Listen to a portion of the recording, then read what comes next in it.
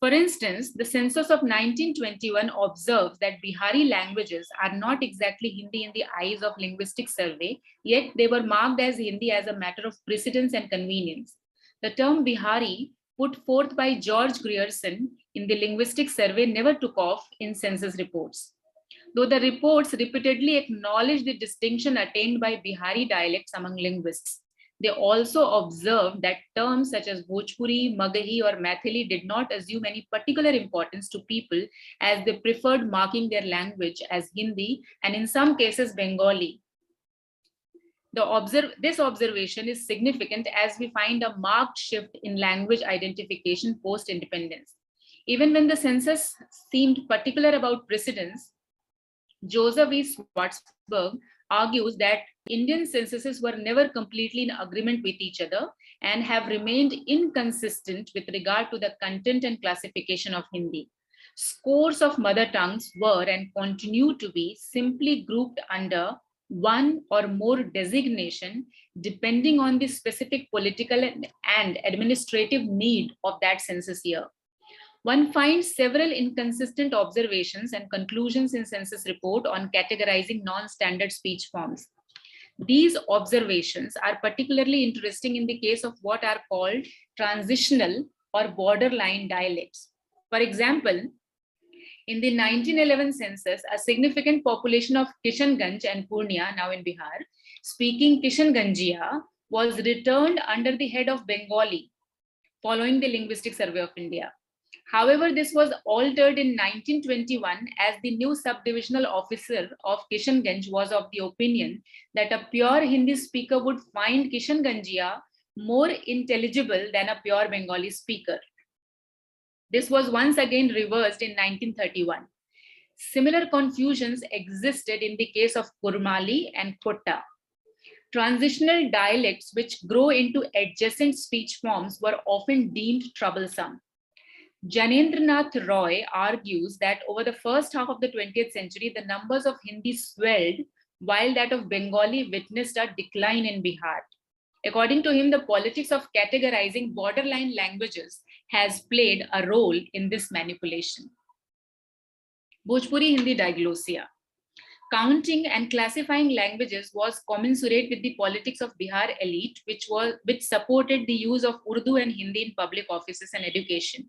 It should be noted that Hindi was adopted as a superposed variety of official communication in Bihar from the late 19th century, even before UP.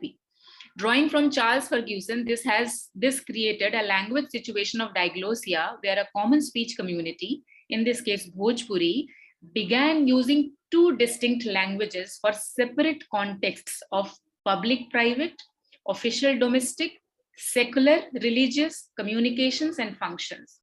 While Hindi became the official language of new modern spaces and literacy, Bhojpuri was domesticated as rural relic, kitchen lexicon, and medium of social communication, informal social communication.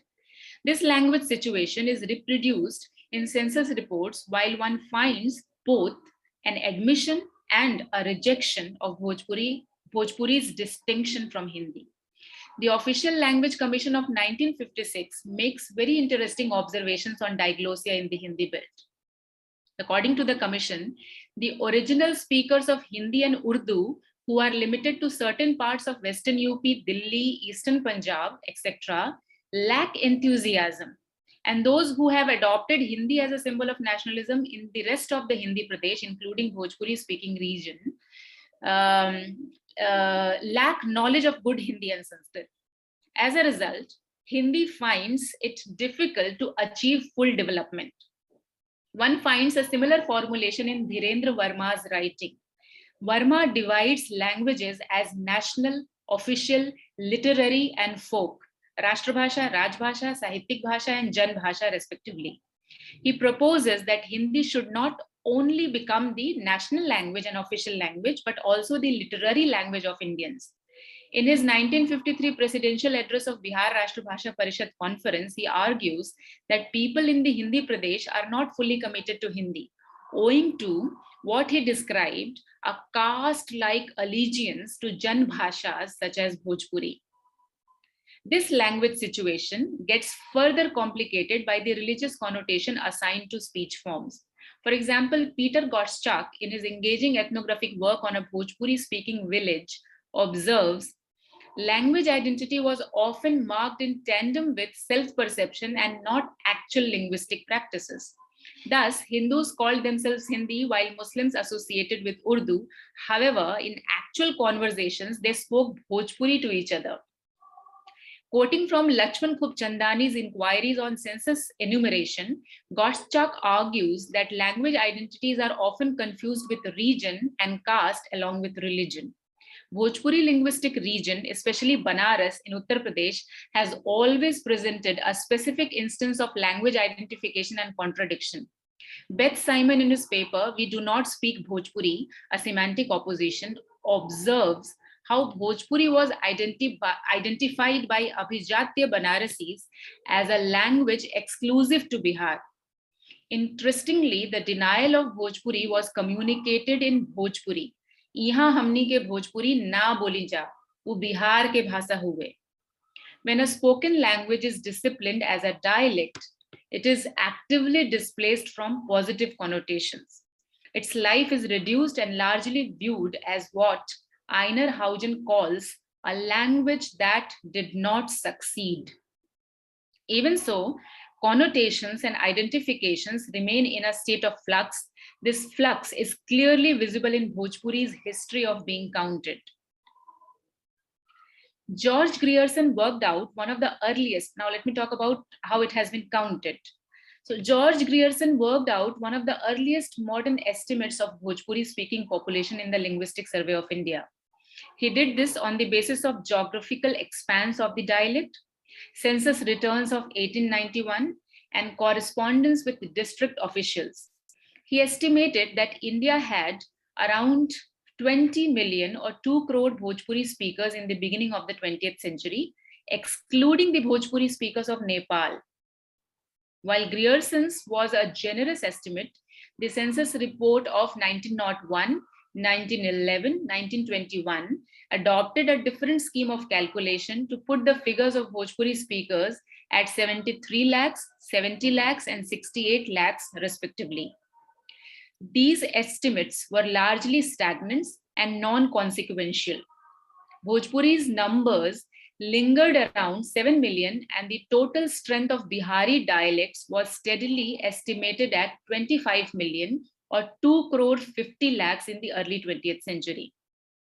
These estimates simply existed as a matter of precedence and did not disturb the numbers of Hindi or Urdu. For example, in the 1921 census report, argues that the linguistic distribution in Uttar Pradesh and Bihar are as flat and devoid of variety as is the landscape. The same report marked 98.7% of North Bihar and 99.6% of South Bihar as Hindi. Clearly, the estimates made for Bihari dialects did not have any impact on this projected linguistic flatness. Moreover, census commissioners observed that Biharis prefer to be identified as Hindi speakers, and the names of the local dialects were unintelligible to them. Population estimations of Bihari dialects was discontinued in the 1931 census. In 1891, the term parent tongue was used to collect information on language.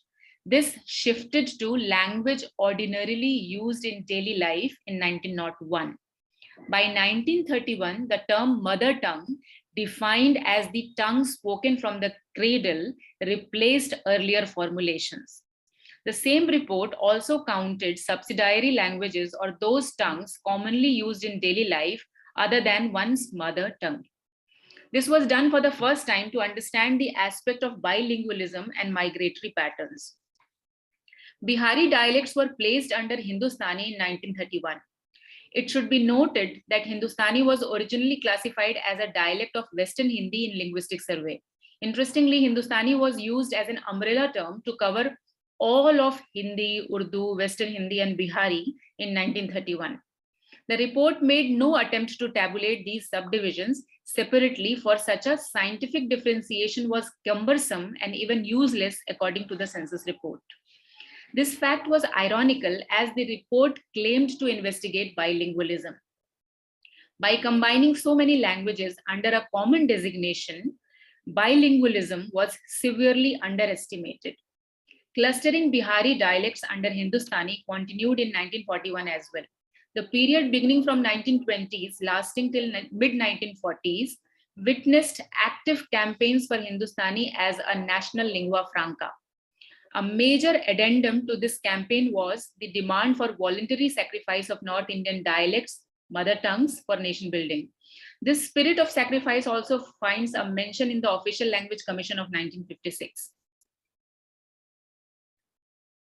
Let me talk about Bhojpuri's life post-independence. The political decision to project Hindi as a national official language, which would eventually replace English, heavily informed language enumeration from 1951 onwards. Prior to 1951, as mentioned earlier, Bihari dialects were placed under Hindustani in 31 and 41 censuses. With the defeat of Hindustani in the Constituent Assembly, it was removed from the census table. The 1951 census also played a crucial role in shaping the recommendations of Linguistic State Reorganization Commission of 1955. The report further consolidated the idea of a Hindi belt. In the same census, less than 1,902 people to be precise, returned Bhojpuri as their mother tongue in Bihar. Interestingly, these numbers came exclusively from Purulia and Palamu, which were predominantly non-Bhojpuri in composition. The corresponding figures for Maithili and Maghi in 1951 were 97,000 and 3,000 respectively. Curiously enough, the data table on mother tongue ends with a note which clarifies the low numbers of Bhojpuri, Maghi or Maithili. It says, it doesn't mean that these languages or dialects have gone out of vogue. It simply meant that people prefer to enter Hindi as their mother tongue. The 1951 census also underlines that in actual fact, very few people in Bihar speak Hindi proper as their mother tongue. Lakshman Khubchandani writes about such census preferences in Bihar, pointing out how people go for better sounding answers over and above substantive facts. Additionally, scholars observe that the post-independence euphoria made Hindi not just a better answer, but also a politically correct answer for many.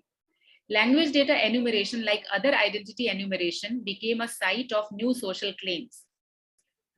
This preference, coupled with the rule of precedence, made the Bhojpuri speaking districts of Shahabad, Saran, and Champaran look 100% Hindi. Other than districts which are now part of Jharkhand, Santhal Parganas, Hazaribagh, Ranchi, Dhanbad, Singhbhum, or are part of Bengal, Purulia, the whole of Bihar was marked 99.36% Hindi. Richard Burghardt, in his work, make categorical observations on how the so-called variants of Hindi consolidated themselves in the decade leading to 1961 as they slowly pushed their way through Hindi. The fall in the percentage of Hindi speakers was not only visible in Bihar, but also in Rajasthan and Madhya Pradesh.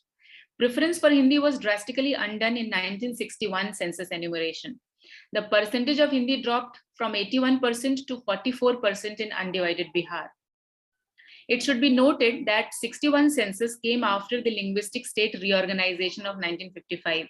In the reorganization process, the demand for separate Jharkhand was rejected and the Bengali majority areas of Bihar were made part of West Bengal. These changes would have logically meant an improvement in the mother tongue status of Hindi. Nonetheless, we witnessed exact opposite. Bhojpuri, Maithili and Maghi were preferred over Hindi in many parts of Bihar. Bhojpuri, which returned less than 2,000 speakers in 51, transformed into a 7 lakh strong language in 61, declaring its near absolute dominance in Saran, Champaran and Shahabad. In 1961 census, Western Bihar emerged as a well-defined Bhojpuri belt in Bihar. Saran and Shahabad returned Bhojpuri as their mother tongue. In fact, this fact stays intact even in 2011 census of Bihar. Nearly 99% of Bhojpuri mother tongue speakers in Bihar belong to this belt, Western Bihar.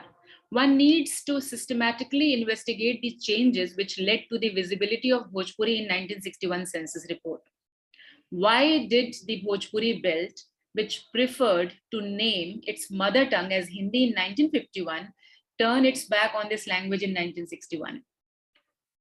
The immediate reason for the separate enumeration of Bhojpuri and other Bihari dialects in 1961 was the Bihar Census Superintendent's decision to mark mother tongues distinctly in his report on language data. 1961 census also reflected on the rural-urban divide visible in mother tongue returns, observing that Bihari dialects, including Nagpuriya, Sadri, and Kotta, were concentrated in rural areas. The 1961 census also included a map showing the distribution of mother tongues in Bihar, which clearly marked out Western Bihar as Bhojpuri. Mother tongue, which formed the cornerstone of any language enumeration, has always thrown open several methodological and political difficulties for census exercise. The rule of precedence, the inability of enumerators and the enumerated to distinguish languages are repeated to circumvent these difficulties in actual tabulation. Bhojpuri, like numerous other dialectized languages, has been a victim of established rules, conventions, and excuses. Decisions on language enumeration witnessed a drastic shift post-1961. One finds no statistics on Bhojpuri in 71 and 81 censuses, as all the mother tongues, dialects of Hindi states were clubbed together as variants and placed under Hindi. Scholars observe that this move augmented the numbers of Hindi as mother tongue in a context where its legitimacy was being challenged by new political formations in non-Hindi states. The 1981 census, along with mother tongue and secondary language, also collected data in an additional column titled Language Spoken in the Household. Dialects were simply clubbed together as a variant of scheduled languages, and anything that was deemed linguistically unidentifiable with a population of less than 10,000 was included as other. Other is a very big category. By this logic, nearly 94% of Bihar's household were marked as Hindi in 1981 census. Now let me talk about what happened in 1991. The situation altered once again in 1991, when it was decided that mother tongues with a population of more than 10,000 would be listed distinctly with their corresponding numerical strength. This created two separate lists. One, showing the strength of scheduled languages in a given region, and second, the strength of its demographically significant mother tongues, both standard and non-standard varieties. This shift marked a decisive moment in the life of Bhojpuri. From rough estimates in the beginning of the 20th century, Bhojpuri had seen several omissions and underestimations to finally be recorded as a mother tongue with a population of over 2 crores, with Bihar accounting for nearly 70% of the total population. Demographically, Bhojpuri stood ahead of 7 scheduled languages in 1991. This ascendance has amplified in the past 2 decades. Reflecting on the 20th century, one can argue that sociolinguistically, it marked a time when Biharis and Bhojpuriyas grew closer to Hindi as a medium of school instruction, entertainment, and public office. This proximity also led to an innate knowledge that one's own mother tongue is not a rural or unsophisticated version of Hindi, but is a distinct language in its own right. In other words, the more people knew Hindi, the more they realized about being Bhojpuri. The 1991 census conceived language as an assortment or group of mother tongues.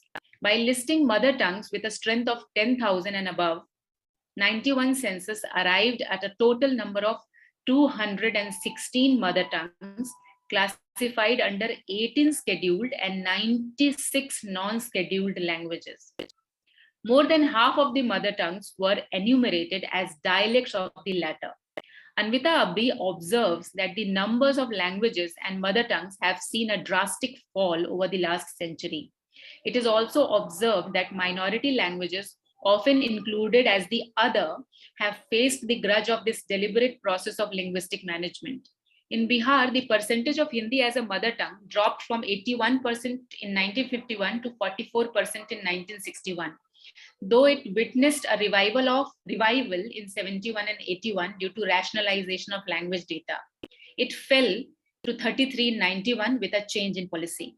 In the same census, Bhojpuri emerged as the second major mother tongue in Bihar, over 18% marking it as their mother tongue.